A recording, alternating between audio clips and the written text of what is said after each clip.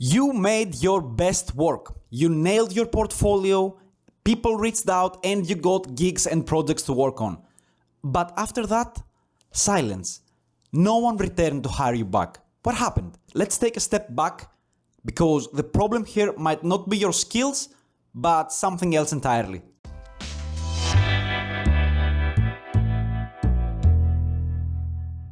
Hello, you creative monsters. I'm Sevos, and this is Monster Cabin, where we create worlds for games. Today, I wanted to talk about something that's really important and doesn't get talked about as much as how to get clients, but how to keep clients and why many of us are losing clients. If you're creative, I know that your mind can be a chaos when working on a project, and mood swings is a real thing that can be a pain in the ass for you and for everyone else working with you. Here's what I've learned through my years and my experience.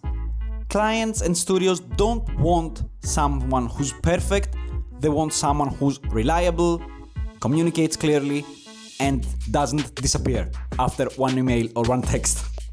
And actually, I'm not saying that you need to be mediocre at your work and perfect communicator, but it's more important to be fun to work with than being the best in animation, in art or UI, whatever you want, but be a pain in the ass for everyone in the team and making the project difficult to advance. Here's what worked with me. In my case, I got all my freelance clients. Actually, they reached out to me. I didn't have to chase for the gigs, but what made them stick around and keep them after many years still today is the way that I handled the communication with each person, and not only how I manage the deliverables and everything we have agreed on, because you have to be careful and deliver whatever you have promised, but also do it in a nice way and pleasant way for everyone, even for you. Not stressful, not missing deadlines, not working last hour to deliver something in the next hour. Something that works for your health and for everyone else's sake. Some of the tips that worked for me. Friendly and clear communication from the start. Setting the expectations clearly and early. Being transparent if something is harder to work on, if it's something that you cannot do, or if it will take you more time. You need to be specific about everything. Suggesting things that they have not asked yet for, or the client doesn't even know they will need for their projects. That comes with time, with experience. And finally, a nice touch would be to follow up with each client after you've done your part of the work, just to check in, just to see how the project is going, and not just to get hired back again, but from genuine curiosity and interest about how's everything and how is everything wrapping up, if the project is live, if it's going, I don't know. Curiosity is from my side, because when I work on something, I want to get excited and I want to know exactly if it's gonna go live soon, if I can talk about it on my socials, or something to get me also excited. But it keeps the interest between two people alive, and I guess makes you more likable, and makes it more likable for a client or for a studio to come back and ask you to do another job again in the future. So you see, the most important thing is to build trust with whoever you're working with. From the first glance, the trust will come for someone just by looking your portfolio. But after that, the real deal is when you get to talk with them on the first interview, or when setting the first deliverable and deadline. If you are clear for whatever service you provide and be honest about what you can and cannot do, this will make the difference. Even if you cannot do something that they will propose you, and you can suggest another artist or another friend of yours to do the job, they most likely will come back to you to do a thing that you can do, if you're honest with what you can and you cannot do. So keep the communication clear and be honest about your deliverables. A good way to approach this is to under-promise and over-deliver. So if something, for example, will take you about a month to create, you can make the client expect that you will have it ready by 6 weeks, but have it ready also in 4 or 5 weeks. This will make your process more stress-free when you're getting in a project and make you look better in the eyes of a client or a partner when you deliver something earlier or even better than they expected. You can under-promise about the quality as well, but I know this can be tricky. So, when things go wrong in a lot of teams, in a lot of scenarios, not only big teams, in small teams as well, even in just when you're working as a partner, as a duo on an artistic venture or anything. I mean, I've worked with myself, which is the hardest thing to do because you don't have anyone to motivate you, and I have also worked with small teams to just 2 people to medium teams like to 15 people. There's always the chance that there will be one a-hole that will ruin the whole party.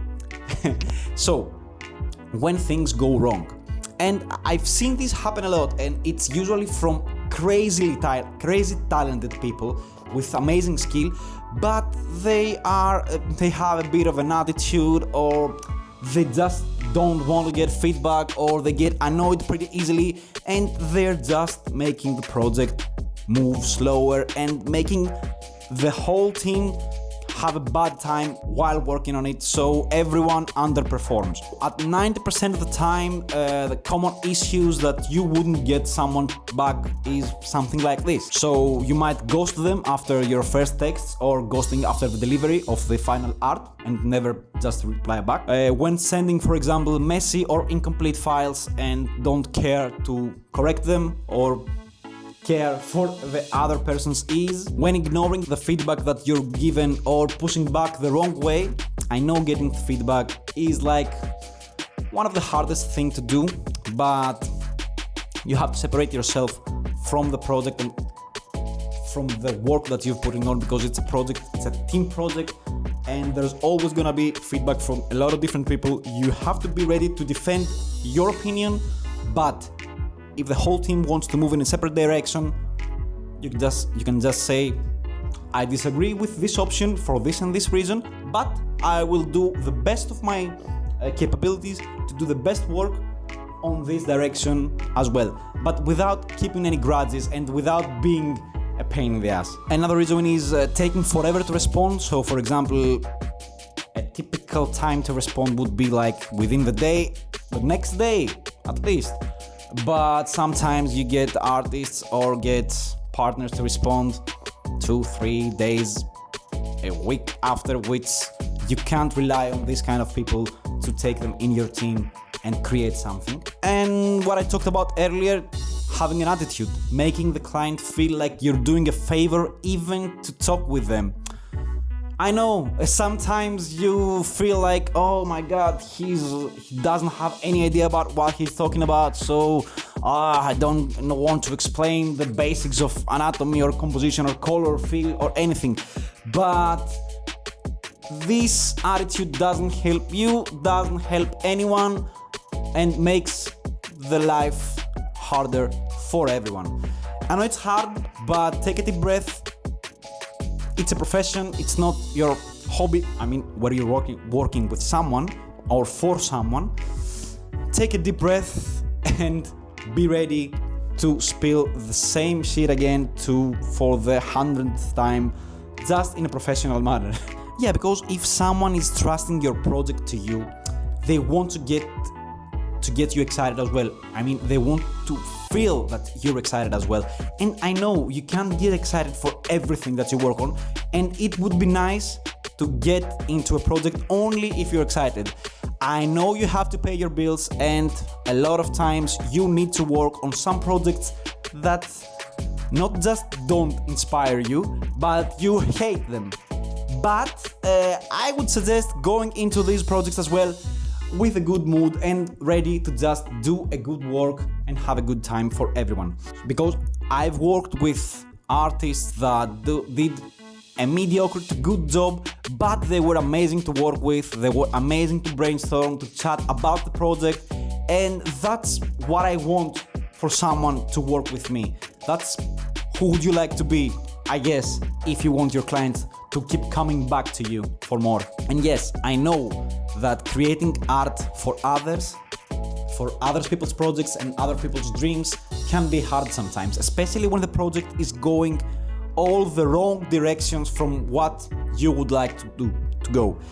And in a lot of those cases, a lot of artists burn out or give up everything, but before storming off and leaving everything in the middle and everything goes down like with my mouth open like, oh, why did he leave now? Instead of doing this and doing a grand exit, just please take a deep breath and you can just communicate that it's not something that you want to work and just finish the deliverables that you have already discussed, so we all can have time to plan ahead and find another artist or make everyone's life a bit easier. Just as a rule of thumb, I would say be fucking nice. I don't know. And I get you will tell me that like, Sevos, what if the other person isn't fucking nice to me? And I will tell you like, things happen and this is a very probable scenario, but get away as soon as possible from this person. Get away as soon as possible. If you get into a situation with bad people that don't trust you, that don't give you the chance to be nice, end your deliverables in a professional manner and just don't come back for them. So, in my opinion, and what I look for when I hire other artists to help me in my freelance work, I just look for a person that communicates clearly, is respectful with deadlines, another one of the most important things, is fun to brainstorm with and gets excited with a new project, and just a person who's cool to work with, honestly. I mean, I don't need an extra stress in my life. I already have, and I'm sure every one of you have already enough reasons to be stressed about, and it would be nice if we could create our works to not create stress. I know that sounds dumb or stupid when I say it, but you might say I'm a dreamer, but I'm not the only one. So that's why I created Monster Cabin, to just find cool, cozy monster people like you to get in touch with and create a community of artists that I can work with in the future and create amazing things, chill and cozy and without any dramas. Who wants drama in their life? I don't know. Because we're all figuring it out as we go. We don't know anything from the start. So just try to be as honest and simple as you can be, and let's create something together stress-free. So if you're wondering why clients don't come back, it might just be one of these things that we've discussed earlier. Take a step back, relax, and have a look on how you handle your relationships as well as your deliverables. And guys, I don't mean be fake or just overly formal. Just be fucking nice. As I said, be nice, be respectful. You're a person and everyone else is a person or a monster. But even monsters need to be treated nicely and with respect. And when you decide on something, just deliver on it. And if you cannot, we're people and monsters, and you can communicate that you have a problem, and we can relate to that. It's not like it's the end of the world if something goes wrong, but if you communicate it the correct way, everything can be fixed. But if something goes wrong and you just burn out everything, it's a problem. It's a problem. People won't come back for the person who burns everything up with the first difficulty. So my closing thoughts: show up every day, be honest and respectful, respect the project, and respect the people that you're working with. It really goes a long way.